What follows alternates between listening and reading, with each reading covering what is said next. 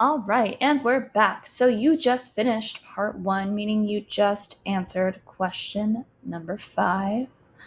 So you're going to be going into question number 6 soon.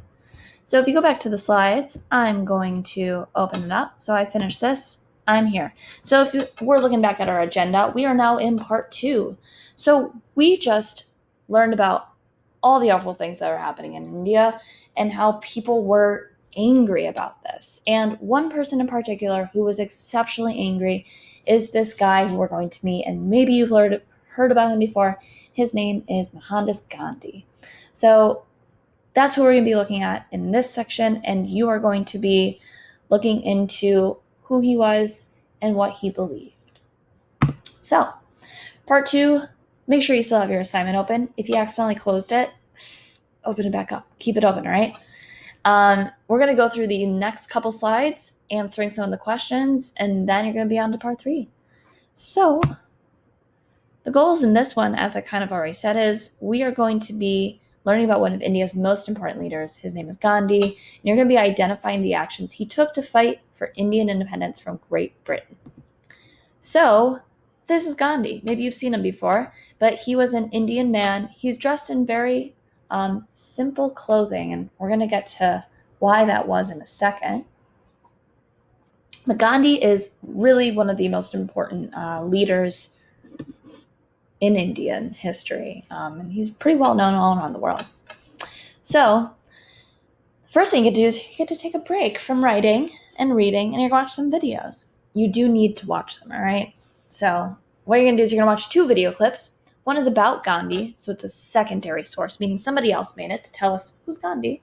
The second one is an interview with Gandhi, so it's a primary source. So, it was actually made during that time, and it is with Gandhi directly. After you watch videos, you will answer some questions in your assignment. So the first video is a biography video about Gandhi. I'm not going to do this right now, but you are going to press play here, watch the video.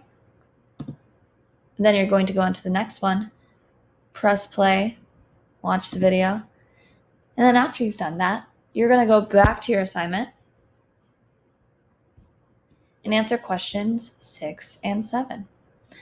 So question 6 says, based on the videos on slides 24 and 25, aka the ones you just watched, what did Gandhi want for India?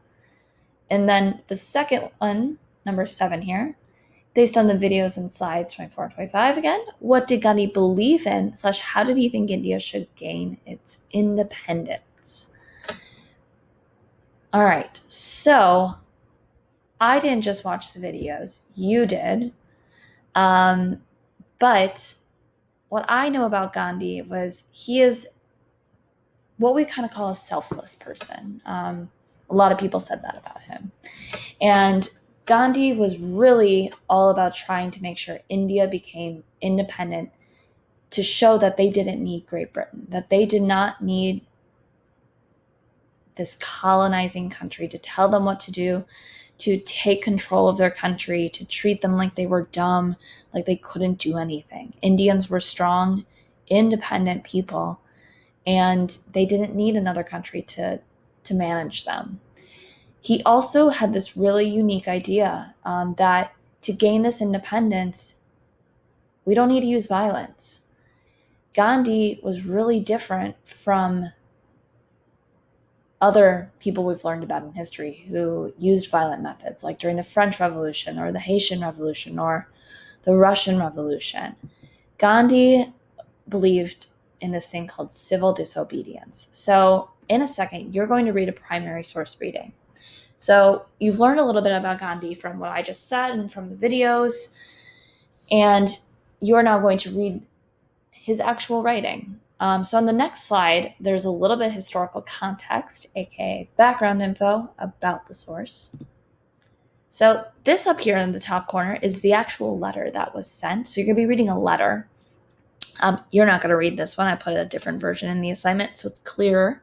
But what you're going to do is in the assignment, you'll read the primary source to the left. This primary source is a letter. So this type of document it is. It's a letter, and it was written by Gandhi in 1930. So this was when India was still a colony of Great Britain. Gandhi wrote this letter to an important British politician. His name was Viceroy Lord Irwin.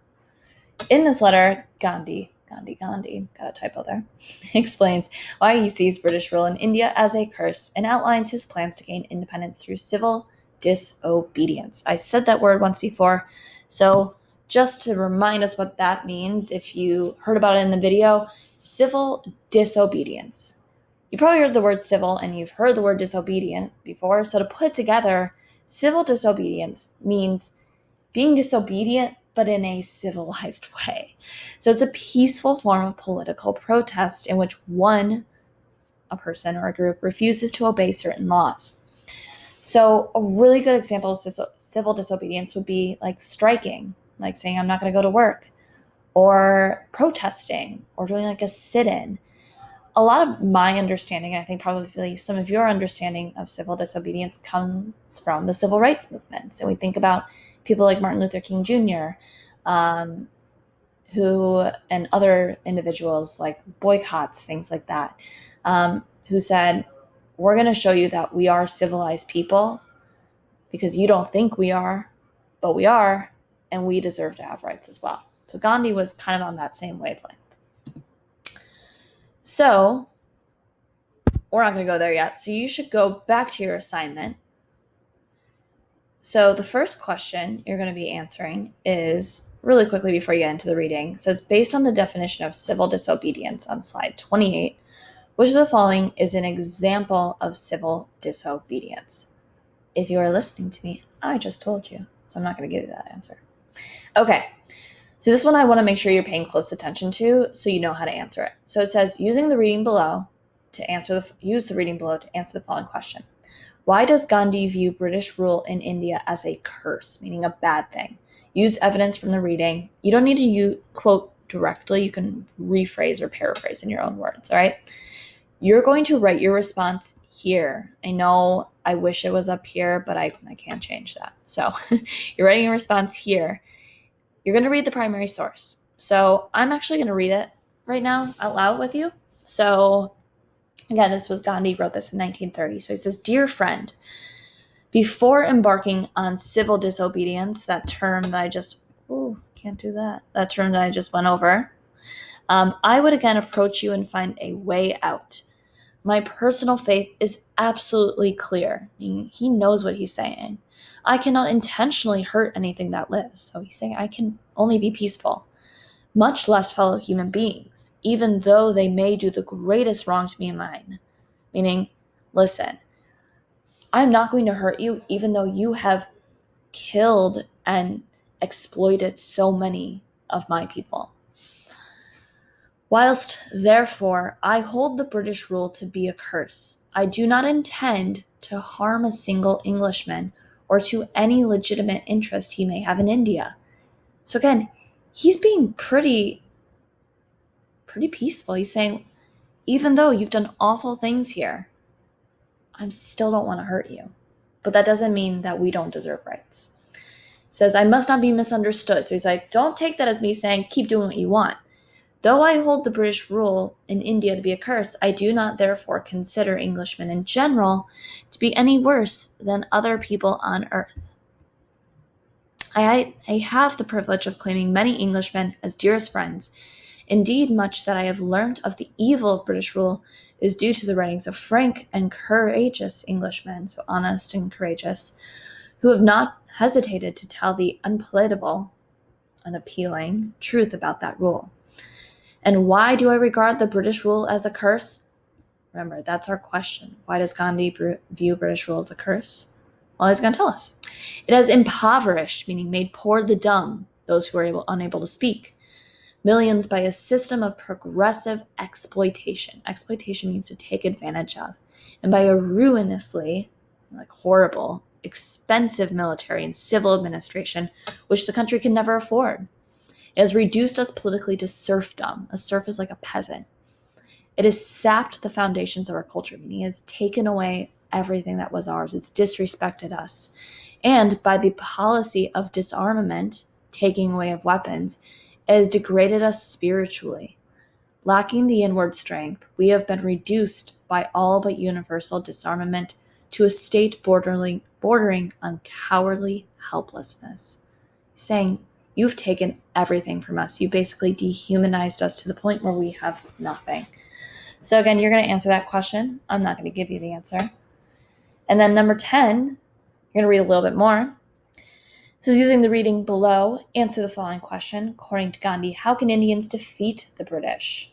There's a key word highlighted in there, and you already watched a video about it. So I'm not going to read this because I'm tired of reading. But answer that question. Again, you'll answer down here. So next it says, based on the text you read in questions 9 and 10, what do you think was Gandhi's purpose for writing this letter? It's multiple choice, so you're going to pick the best answer. And then question 12, this is the last question for this chunk.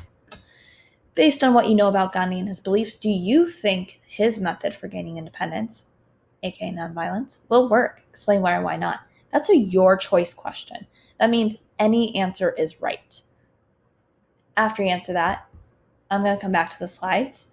This is your last slide. For this part, it says answer questions 8 through 12. Check. Did that. And then you're done. You're done with part 2. You are 2/3 done.